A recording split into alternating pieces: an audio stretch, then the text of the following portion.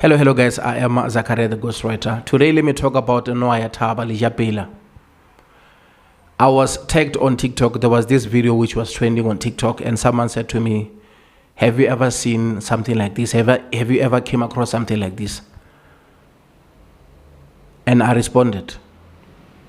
And I said I will make a video.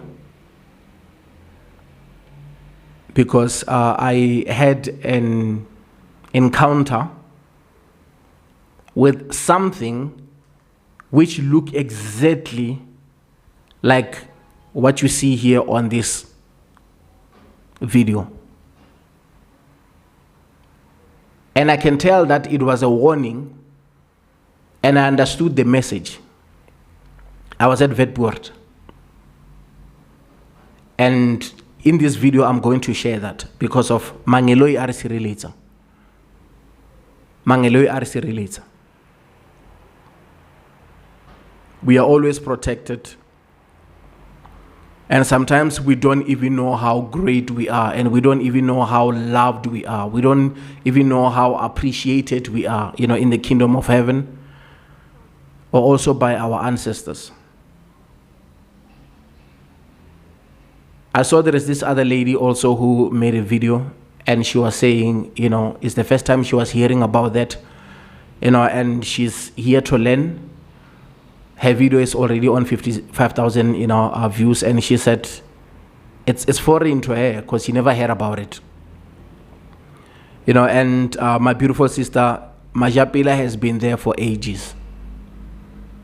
And people who grew up in the rural areas, mostly to places where there's mountains and there's caves, they will always tell you about Lejapela.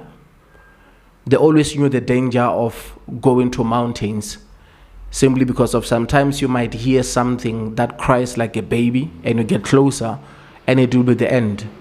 And those who used to take care of the livestock, they will tell you that if they are taking care of goats, they will just hear something crying like a goat, and you might think maybe one of your goat is on the different direction, and you might go there wanting to rescue your goat, not knowing that you will find Thaba mates waiting for you there. So for a lack of better word, many people, they always say Thaba, translating to a mountain snake. Others will use words like Lejapela. Others will say Modimo, the ancestral snake, because of it appears to different people in different shapes. And by the way, the picture that you see right here, it is not actually a picture which was taken, because of no one has ever shown up to a certain mountain with a camera and managed to take a picture or take a video. Someone went to the mountain and saw this and started describing how it looks, and the painter started doing the painting, or the the person who's drawing started drawing this image so that we can know how it looks like.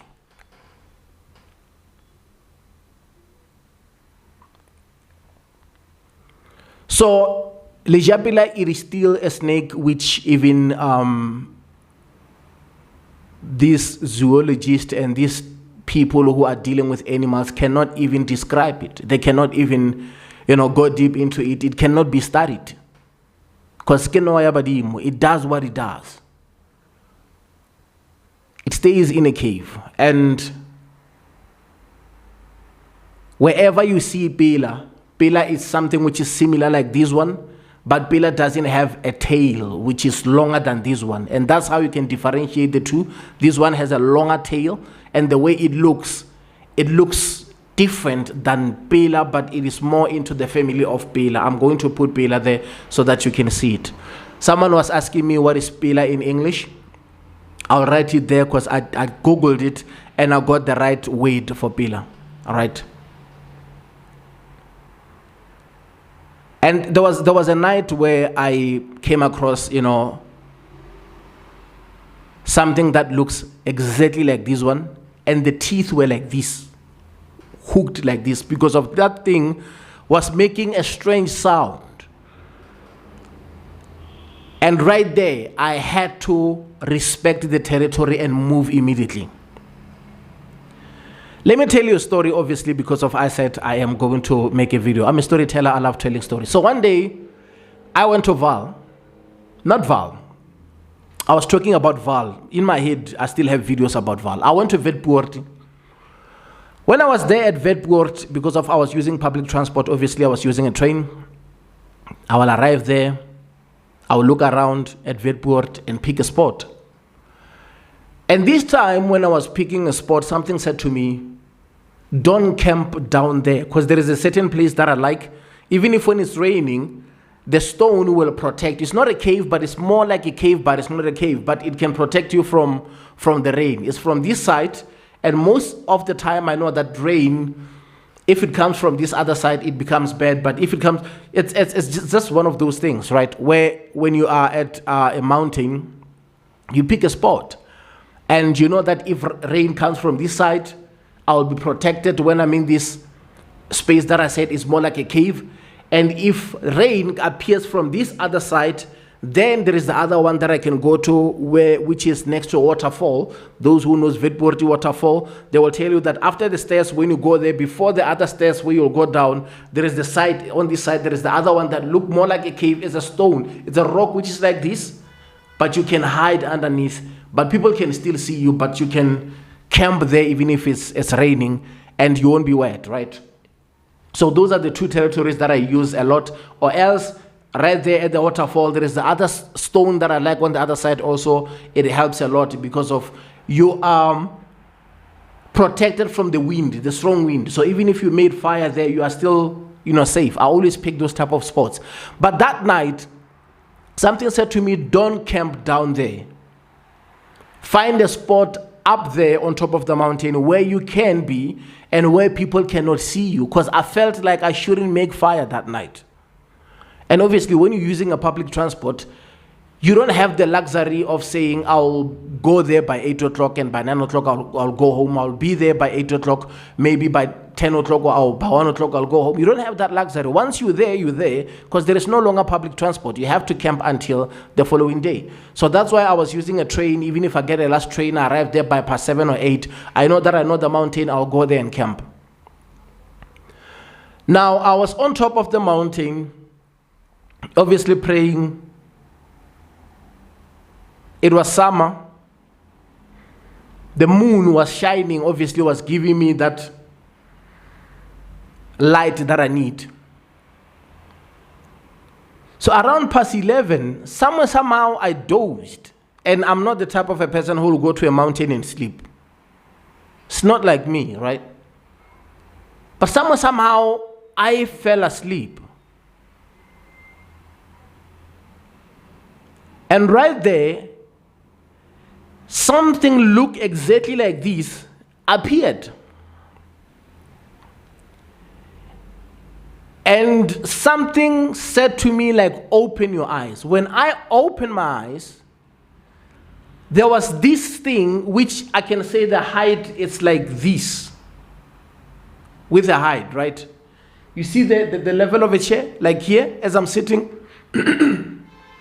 It was like this, with the height. And I was sitting down, and this thing was making a strange sound. And once it started making that sound, I jumped immediately. And I realized when I jumped, you see, when you were sleeping, you just open your eyes and something is just right in front of you. The first reaction was to jump, right?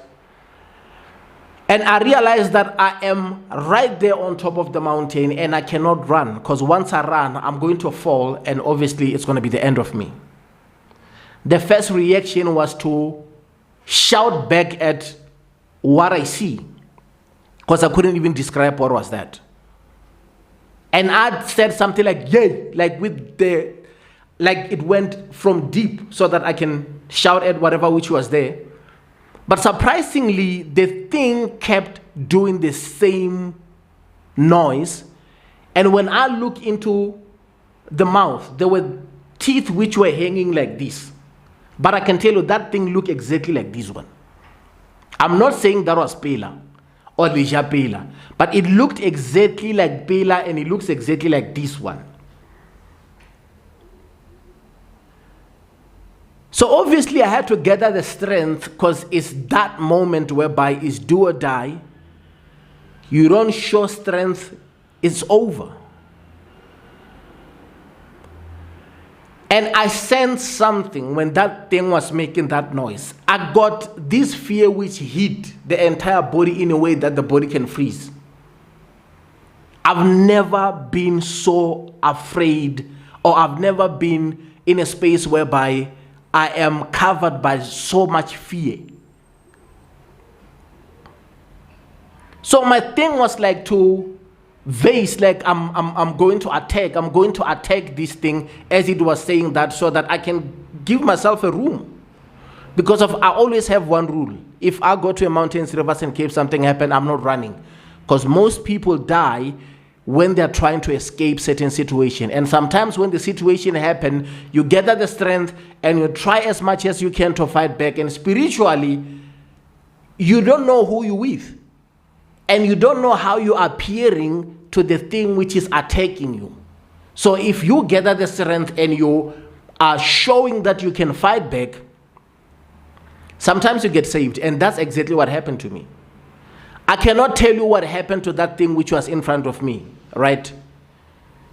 It just disappeared. Because some of the stories when we tell, it's like, this is Ingalegwan. Welele. Now, what happened to my head, I was like, okay, it's either I set to where this thing has to go and sleep. There must be a smaller cave somewhere. There must be a rock or something where this thing sleep. So I looked behind me. The whole place, it was flat. I mean, I was on top. There was no cave that I saw. And I was like, why did this thing didn't move on the other side if I was on its way? And why so much anger from this thing? Because the way it was making that noise, I was covered by so much fear. And obviously I knew that this is not a good sign. There is so much anger, there is so much rage to that thing. And in my head, I was like saying, this is Pela. And I've always been to that mountain. I've never been challenged by Pela. And Pela is one thing that doesn't challenge you if you know it. Every time when you see Pela, Pela is running away from you. Or it will be minding its own thing. Pela will never go against it. It is never. So I was like, clearly there is something that I did which is wrong. It's either I'm at the territory where this Pela has to come and sleep.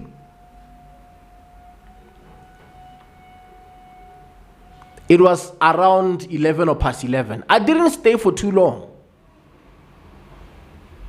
My eyes were wide open. There was so much fear in me, whereby you feel like freezing, right? And many people faint in those situations, and the rest is history. You'll never know what happened to them.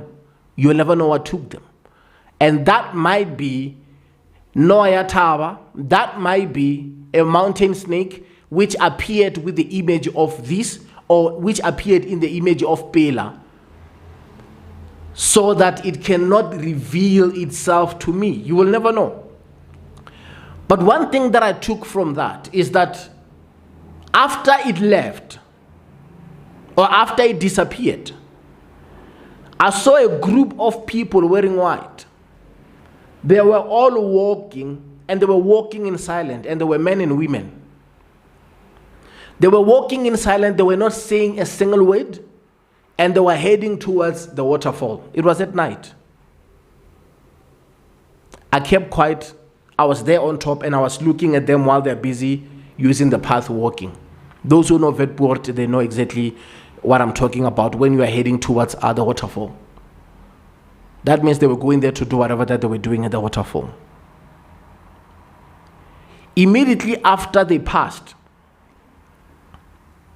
something said to me, you cannot spend a night here. You have to move from this territory and find another spot.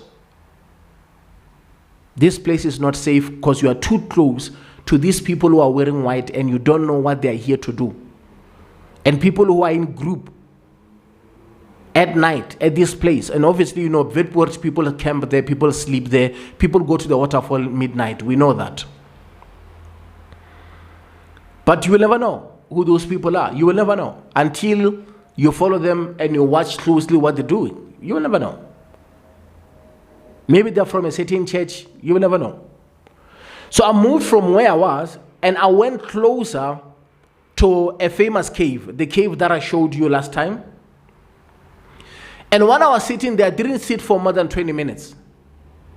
And there was this movement which felt more like a giant walking on that mountain, and it takes its time. The steps go, and it takes its time. And that sounds keep getting closer and closer and closer and closer to me.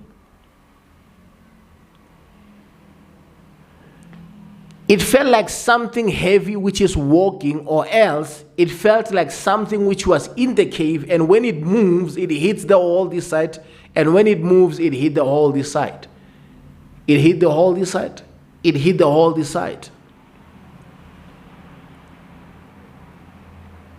And it get closer and closer, and I was covered by a lot of fear.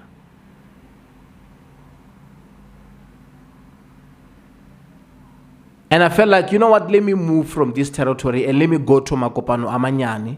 There is a place we call Makopano Amanyani, and Makopano Amaholo next to our waterfall. So when I went to Makopano Amanyani, I found two guys who were doing the steaming, and I decided to camp a bit with those guys because of I was in a space whereby I cannot stay alone anymore. I'm going to make part 2 of this video because my battery is low. And when I was talking to those guys, they said, we thought we were going to spend the night here. But what we are going to do now, we are going to pray for our 12 o'clock prayer. And after 12 o'clock prayer, we're jumping into a car and we are leaving this place. They also saw a group of people wearing white walking and heading towards the waterfall. And they said, look, man, the situation is bad. And when I showed up and I spoke with them and I told them, like, guys, I thought I was going to camp the whole night. I was there, but you know what? Something is not right. The situation is bad. They were like saying, as you see us right here, we are busy talking about that and we are planning to leave. Now, the guy, I think he was Nagapa, the other guy, and these guys were in a hurry. These guys were in a hurry. They wanted to get out of that place. I believe they also heard the sound that I heard. And they knew that this is not the right time. And those guys, they said, look, man, where do you stay? And I told them I stay around here in Ilovo. They were like, okay, look, we can drop you to Joburg because we're going to that side of, Soweto. We can drop you to Joburg and you will take it from there. And the plan was to go to a place which I will be safe, like a train station. And I'll share that story next because of also I came across this other boy who just told me stuff that I never thought I would hear from, a young man. But I can tell you that wasn't an ordinary Pela. And the way it was raging, it was